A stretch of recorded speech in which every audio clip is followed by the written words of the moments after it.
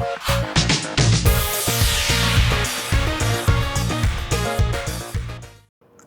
everybody, welcome back to the TK Studios. My name is MDTK. So you're welcome to another video in the Elements of Music series. In the last video, we were learning about melody. We are still on melody. We learned about pitch and the 12 chromatic pitches. And then we learned about how they are divided into the 7 natural pitches and 5 accidental pitches. We also learned about the solfege or the solfeggio system. These are essentially the same in that they are labels for sound, right? But then they are just different ways of calling the sounds. There are also some more differences. With the pitch system, you have definite sounds having definite names. With the solfeggio system or with the solfege, we have relative names for the sound, right? So that if you have a do, it's not necessarily a C or a D, but if you have a C, C has a specific sound. But do is like the basic reference for the rest of the sounds that should follow it. So the pitch system has accurate names for each sound, each distinct sound. Then the solfeggio system has relative names based on the do, but it's essentially the same thing. They are all labels for sound. They are all names for sound, right? So in this video, we'll be talking about how music is written and how it is read. You see, there are 4 pillars of communication. There is, first, you learn how to listen, then you learn how to speak, then you learn how to read, and you learn how to write, right? So that's basically the same thing we are doing here. Music is a language, and as you are learning the language, you have to learn how to listen. You've learned how to listen actively. You've learned the difference between active listening and passive listening, right? You've also learned how to speak it, right? How to speak it. The speaking has got to do with the actual singing or the playing or the interpretation of these abstract concepts, right? So now, if you have music, you can basically talk about it. You can talk about it. So you've learned to speak. You can talk about the music according to its form. You can talk about it, to some extent according to its melody, right? So you are learning to speak. But you also want to learn how to read. And that brings us to notation. So how is music written and how can we read it? That's what I want to show you in this video.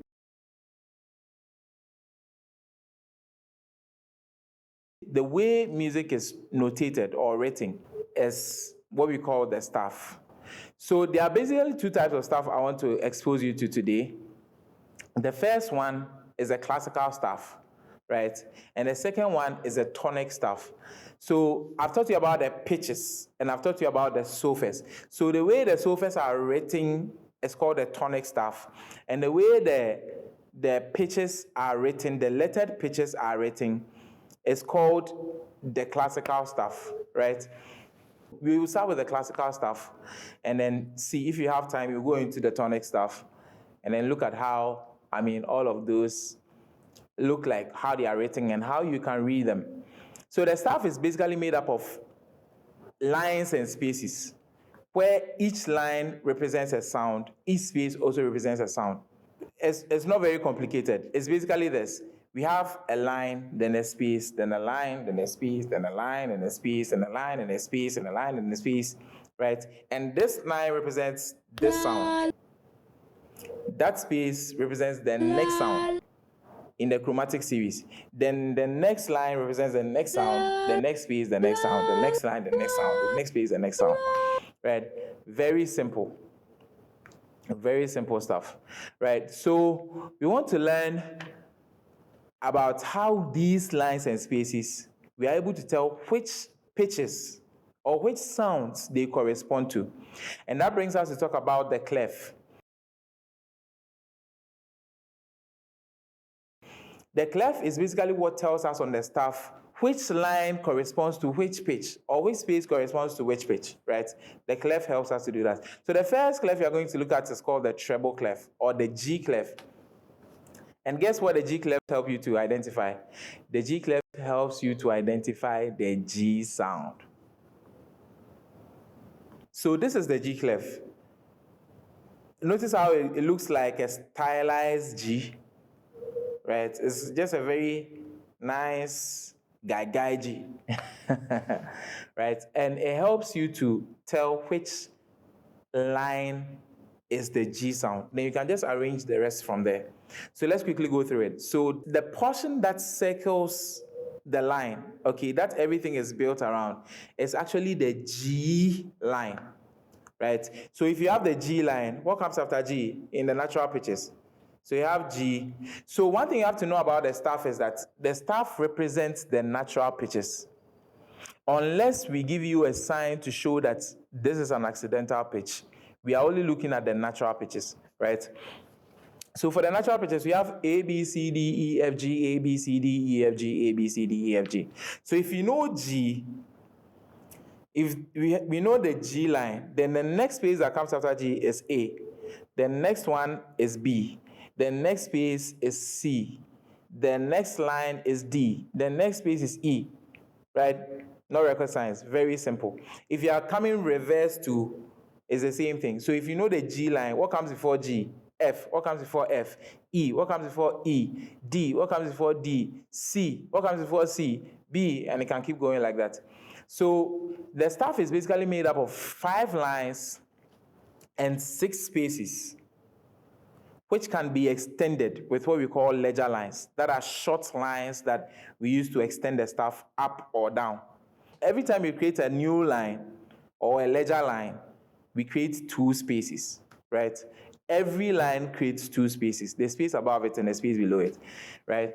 So if you are following along, I said the staff is made up of 5 lines and 6 spaces. And we can extend these spaces what we call ledger lines, short lines. And every time you add a ledger line, you create 2 spaces, right? Every time you add a ledger line, you create 2 spaces, right?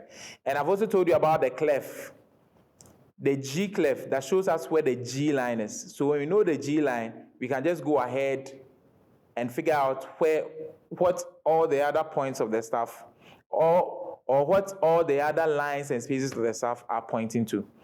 Great, but you don't have to, always try and figure it out, right?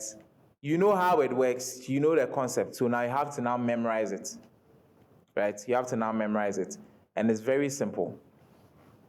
So if you take the G-clef staff, the first line is an E.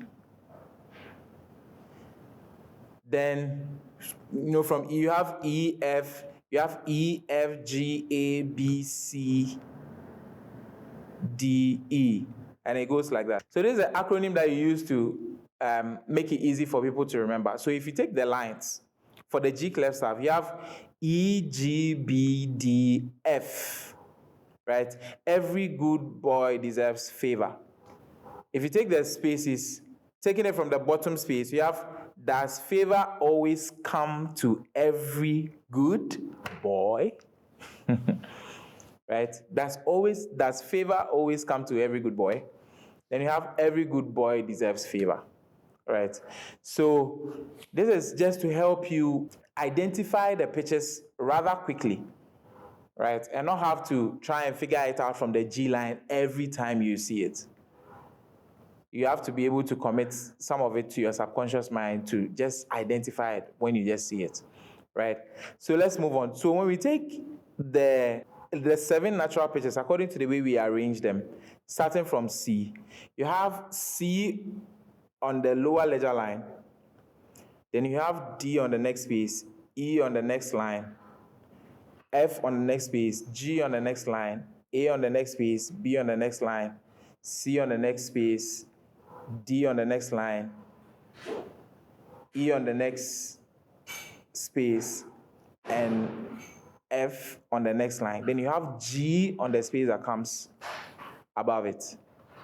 Okay, so take your time, just go through this and then familiarize yourself with it. Then let's talk about the accidentals.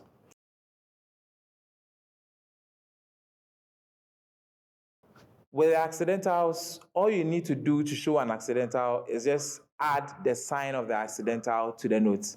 So that if you add a flat to a note, it becomes the flat of that note. If you have, let's say, a C natural pitch, and then you add a sharp to it, it becomes a C sharp. If you have a D natural pitch and you add a flat symbol to it, it becomes a D flat. Very simple stuff. Right, I'm going to wrap up this video at this point and then just give you time to, the more technical we get, I'm just going to make the video shorter so that it becomes easy to just learn it. You learn this one, conquer it, we move to the next one. Conquer it, we move to the next one. Let me know your thoughts in the comments. Like, share, subscribe, and I'll see you in the next video. Cheers, guys.